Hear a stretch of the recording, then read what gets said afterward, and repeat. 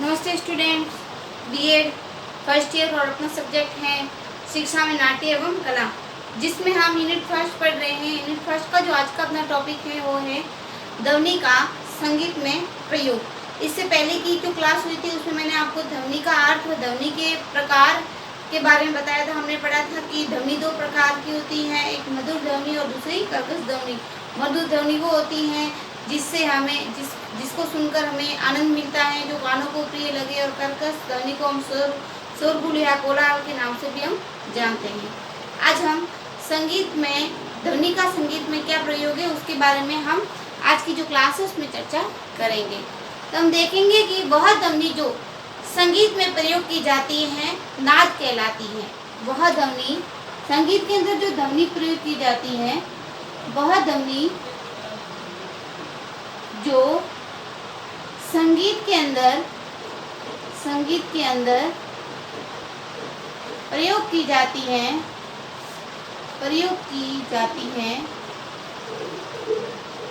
नाद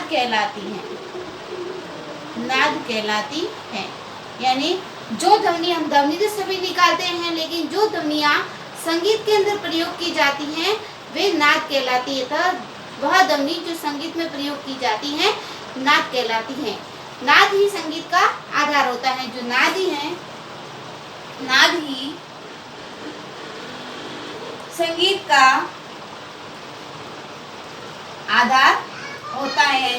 बिना संगीत नाद के संगीत की उत्पत्ति नहीं होती है। इसलिए जो नाद है वही संगीत का आधार माना जाता है। नाद को ही संगीत का आधार माना जाता है। नाद के भी दो भेद हैं। नाद है उसके दो भेद हैं। नाद के दो भेद हैं। जो नाद है जो संगीत का आधार कहलाता है नाद, उसके दो भेद माने हैं। प्रथम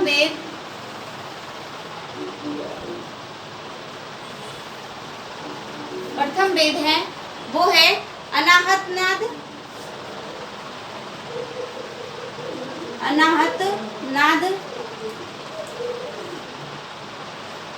और दूसरा है आहत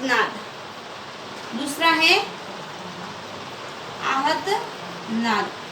सबसे पहले इसका जो भेद है वो है अनाहत नाद और दूसरा है वो है आहत नाद।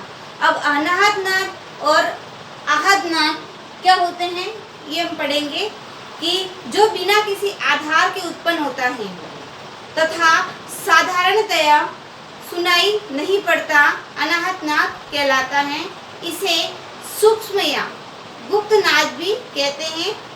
इस नाद का संबंध अपने संगीत से नहीं, यह नाद स्वयं उत्पन्न होता है। इस नाद का संबंध किसी संगीत से नहीं बल्कि स्वयं ही उत्पन्न होता है।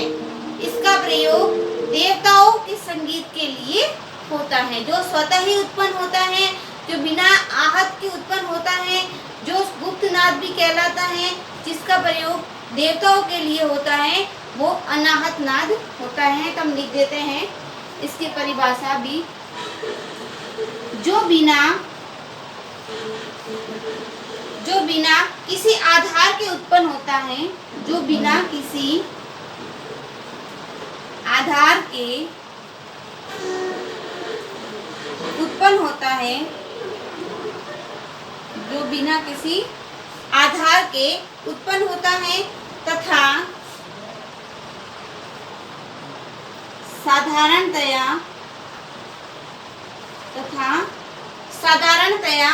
सुनाई नहीं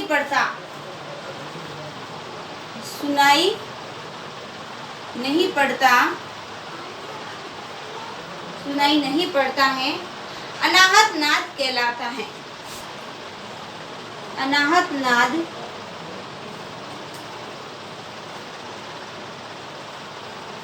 कहलाता है। अनाहत नाद कहलाता है। इसे सूक्ष्म या गुप्त नाद भी कहते हैं। इसे सूक्ष्म या गुप्त नाद भी कहते हैं। इसे हम सूक्ष्म नाद या गुप्त नाद भी कह सकते हैं। इस नाद का संबंध अपने संगीत, इस नाद का संबंध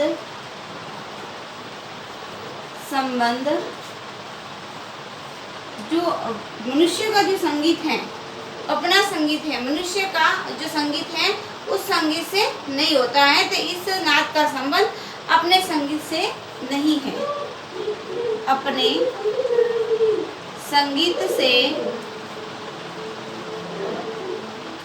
नहीं होता है।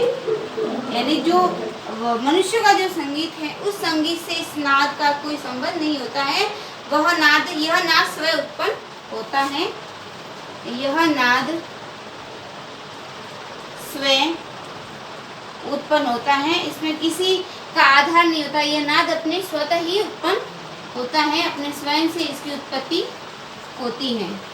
आगे हम लिख देते हैं इसके अंदर एक छोटी सी बात है, इसका प्रयोग देवताओं के संगीत के लिए होता है। इसका जो प्रयोग देवताओं के संगीत के लिए होता है, अपने लिए संगीत नहीं होता है, ये देवताओं के लिए होता है। तो हमने पढ़ा अनाहत नाद। अब हम पढ़ेंगे आहत नाद। आहत नाद क्या होते हैं? तो आहत नाद में जो नाद किसी आघात द्वारा, यानी किसी, हम जिसको आघात देते हैं, ठोस देते हैं या बजाते हैं, किसी आघात के द्वारा, ठेस लगने के कारण जो बजाया जाता है वह नाद आहत नाद कहलाता है। जैसे नाम से हमें ज्ञात होता है कि आहत किसी आघात के द्वारा। देसी अथवा प्रचलित संगीत में इसी नाद का प्रयोग होता है। जो अपने भजन जैसे तबला, ढोलक, इसको हम आहत करके थपली लगाकर इसको बजाते हैं। तो इनका प्रयोग जो देसी एवं जो प्रचलित संगीत है उसमें अधिक होता है। यह नाद 3 प्रकार से उत्पन्न होता है। इसके कौन कौन से प्रकार है इसको हम पढ़ लेते हैं। सबसे पहले इसको पढ़ लेते हैं। जो नाद